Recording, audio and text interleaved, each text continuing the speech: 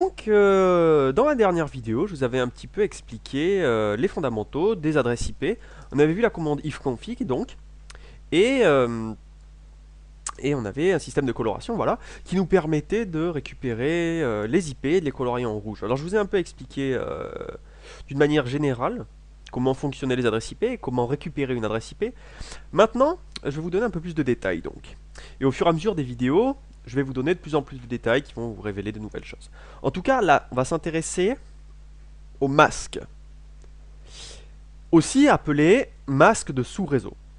Alors, en fait, le masque, donc on va bien s'intéresser bien évidemment à WLAN, et ici vous avez un masque 255.255.255.0.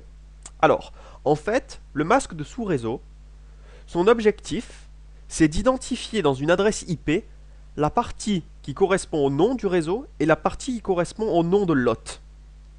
En fait, lorsque vous avez une adresse IP de ce type-là, une partie de cette adresse IP est destinée à représenter le réseau et une autre partie est représentée pour identifier le numéro de l'hôte. Alors je vais m'expliquer dans un exemple. Euh, on va garder pour l'instant un masque très simple et le plus commun, c'est celui-là. 255.255.255.0. Alors dans un masque, je vais prendre un exemple. Je vais récupérer ça. Et donc, dans un masque de sous-réseau, vous avez que des... Dans un masque de réseau simple, pour l'instant on va rester dans la simplicité, il n'y a que des 0 ou des 255. Et plus précisément, un certain nombre de 255, puis un certain nombre de 0 à la suite. C'est-à-dire que 0.0.255.255 n'est pas un masque valide. Pourquoi? Parce qu'il faut qu'il y ait des 255 d'abord, et ensuite des 0. Par exemple, le masque, celui-là, n'est pas valide non plus. Pourquoi? Parce qu'il y a une alternance de 255 et de 0. Ok? Donc ce n'est pas valide non plus. 255.0, pardon, .0.0.0, ceci est un masque valide. Et celui qu'on utilise le plus souvent dans les réseaux locaux, c'est celui-ci. 255, 255, 255, 0. Et c'est probablement celui que vous allez voir dans le vôtre, tout simplement. Donc ces deux-là ne sont pas valides, je les supprime. Voilà. Donc, et on parle bien évidemment de sous-réseau, car on suppose que ce réseau local que vous avez est relié à un autre réseau qui est plus grand, comme Internet par exemple. Votre réseau local, donc qui est situé chez vous, est donc un sous-réseau d'Internet. Donc, voilà. Donc on va retourner sur, comme je l'ai dit, le masque de sous-réseau le plus répandu pour un réseau local, 255.255.255.0. Et je vais vous expliquer un peu comment ça fonctionne. En fait, quand vous voyez un 255, ça veut dire que l'emplacement correspondant dans l'adresse IP identifie le réseau. Quand vous voyez un 0, c'est que l'emplacement correspondant dans l'adresse IP identifie l'hôte. Alors, je vais revenir sur cet exemple. On avait vu que notre adresse IP c'était 192.168.1.38. On va la noter. Donc, je vais y arriver. 192.168.1.38. En fait, ce qu'il faut bien comprendre, c'est que 192 est relié à ce 255. 168 est relié à ce 255. Ce 1 est relié au 255 et le 38 est relié au 0. Voilà. Donc vous avez une adresse IP et son masque. En fait, comme je vous ai expliqué tout à l'heure, les 255 disent tout simplement que 192 correspond au nom du réseau. Ici, vous voyez un autre 255, ça veut dire que 168 correspond également au nom du réseau. Ici, vous avez encore un 255, donc ça veut dire que 1 fait également partie du nom du réseau. Et ensuite, vous avez un 0, ce qui veut dire que c'est l'identifiant de l'hôte. Et donc ici, vous avez 38. Donc en fait, ça veut dire que 192.168.1, où les trois premiers nombres de l'adresse IP, représentent le nom du sous-réseau. D'accord? Et 38 correspond tout simplement à l'identifiant de la machine connectée au réseau. Et c'est très facile, c'est point 1 le routeur, point 2 la première machine à se connecter, point 3, etc. Par exemple. C'est bien évidemment un exemple. D'accord? Donc, et pourquoi c'est important d'identifier dans une adresse IP la partie qui est responsable pour le réseau et la partie qui est responsable pour l'hôte? Tout simplement parce qu'une machine ne peut pas communiquer directement, enfin, elle ne peut ne communiquer directement avec une autre que si ces deux machines sont sur le même sous-réseau. Et avec une adresse IP et son masque associé, on peut très rapidement savoir si c'est le cas ou pas. C'est-à-dire si le masque de sous-réseau est 255.255.255 réseau 0, pardon, une machine qui a l'adresse IP 87.106, donc on va changer l'adresse IP, on va supposer un réseau 87.106 1.56 par exemple, et l'adresse 106.1, je sais pas, 122, voilà. En utilisant ce masque de sous-réseau, vous comprenez bien que les deux machines que j'ai notées ici, les deux IP sont sur le même sous-réseau. D'accord? Bien évidemment, du moment que vous récupérez 87.106.1 et que vous rajoutez quelque chose après, voilà, cette machine est sur le même sous-réseau, cette machine est sur le même sous-réseau, etc. D'accord? Rien de très compliqué. Et vous remarquez que si ici je change par un 2, par exemple, que cette machine-là ne sera pas sur le même sous-réseau. Ok?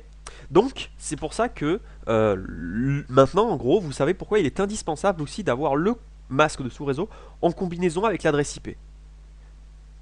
Car il peut y avoir une grosse différence entre une adresse IP identique qui correspond à un masque de sous-réseau différent. Je m'explique. Si vous faites 192.168.1.10, je sais pas, et que le masque de sous-réseau est différent, et 255.255.0, ça veut dire que la machine 192.168.50.50 sera sur le même sous-réseau. D'accord? Donc, très important de noter. Donc, on va faire un petit peu de pratique, allez. Et je vais vous donner donc une nouvelle commande. Une autre commande qui est fondamentale dans les réseaux, et dont vous avez peut-être déjà entendu parler, c'est la commande ping. P-I-N-G. Alors, sans rentrer dans les détails, pour l'instant, on va dire que c'est tout simplement un morceau d'information qui sera envoyé sur le réseau vers la destination donnée. Et la destination, il faut bien évidemment la donner. Okay. Ensuite, si ce morceau d'information est reçu par la machine distante, elle est censée renvoyer un message pour dire qu'elle a bien reçu le premier message. Voilà. Donc, ping pourrait être une référence au ping-pong. Voilà, j'envoie la balle et j'attends qu'elle revienne. Si elle revient, c'est qu'il y a bien quelqu'un en face de moi, quoi. Ça veut dire que je ne joue pas tout seul. Donc, ping est donc le moyen le plus fondamental, tout simplement, pour diagnostiquer si une machine est joignable sur le réseau. Donc, on va tester ping, tout simplement, pour envoyer un message à notre routeur. Alors, l'adresse de notre routeur, c'est 192.168.1.1. Ok? Et on va voir ce qui se passe. Donc, sur Linux, la commande ping par défaut ne s'arrête jamais. Donc, vous pouvez l'arrêter manuellement avec un CTRL-C, par exemple, ou donner à la commande ping un argument. Ici, je vais mettre -C2 pour qu'il n'envoie que tout simplement que deux fois. Voilà. Il envoie une fois, puis deux fois. Voilà. Alors, le plus important dans un ping, c'est bien évidemment de voir s'il y a une réponse. Vous voyez, 2 transmis, 2 reçus. Ça veut dire que tout s'est bien passé, d'une certaine manière. Et ce qui est important aussi, c'est le temps. Ici, vous voyez le temps que l'information a mis pour... Le temps que votre système a attendu pour recevoir une réponse. Ok? Donc, ça vous permet donc de mesurer la vitesse de cet échange sur le réseau. Bien évidemment, de vérifier s'il y a eu un échange. Ensuite, vous pouvez vérifier la vitesse de cet échange, comme je l'ai dit. Mais vous pouvez aussi tester la fiabilité du réseau en analysant tout simplement si certains morceaux ont été perdus.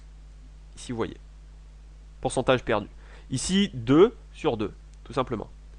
Si vous laissez le programme tourner pendant longtemps, vous aurez peut-être des pertes. Et ça voudra dire que votre réseau n'est peut-être pas fiable, tout simplement. Ok. Donc, en tout cas ici, la machine, elle me répond. C'est donc, bien évidemment, que j'arrive à rentrer en contact avec elle. On va tenter avec une autre adresse, par exemple. On va mettre 192.168.1.2.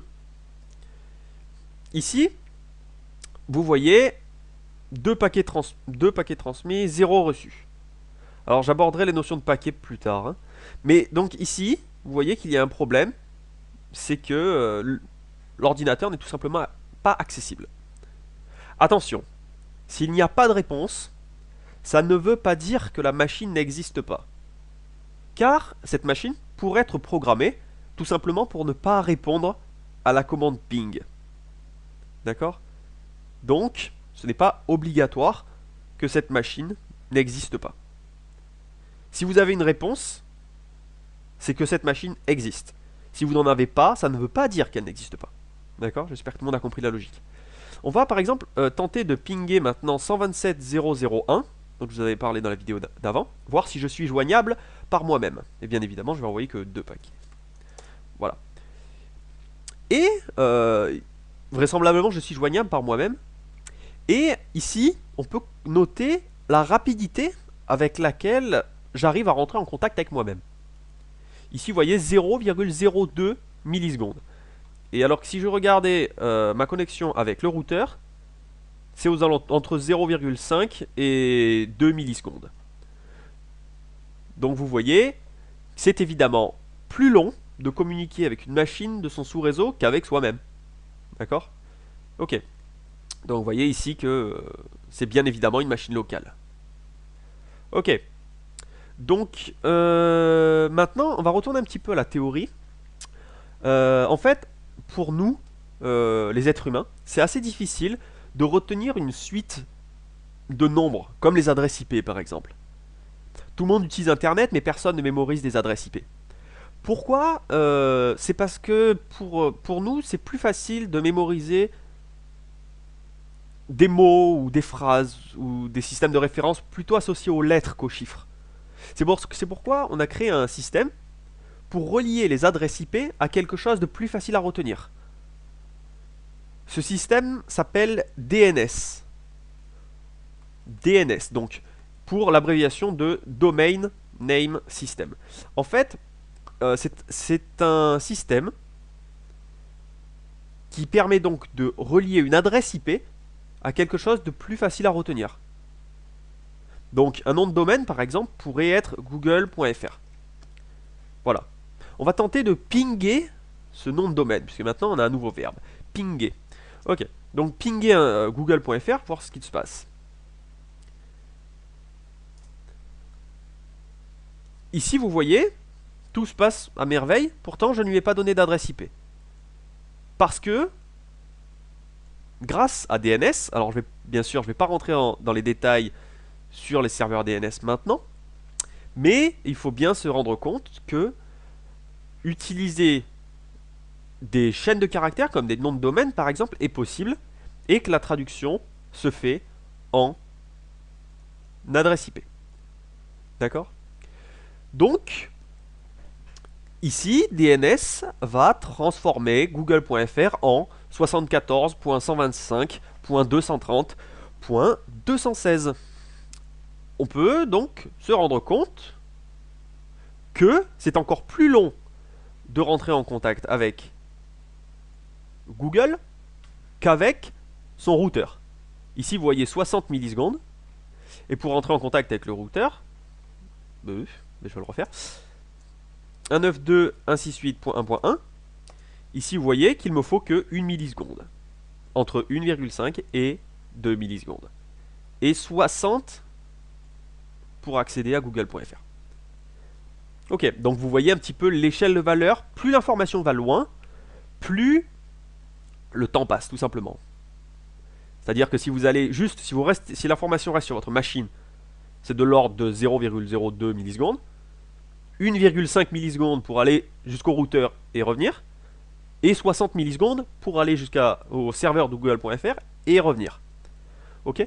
Donc on va récupérer cette adresse IP, 74.125.230.216. Et on va la mettre dans notre navigateur.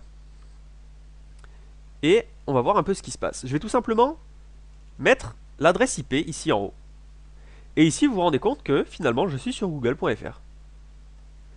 En fait, voilà, il faut bien comprendre qu'il s'agit de la même chose. Bien évidemment, il y a d'autres détails dont je ne parlerai pas maintenant.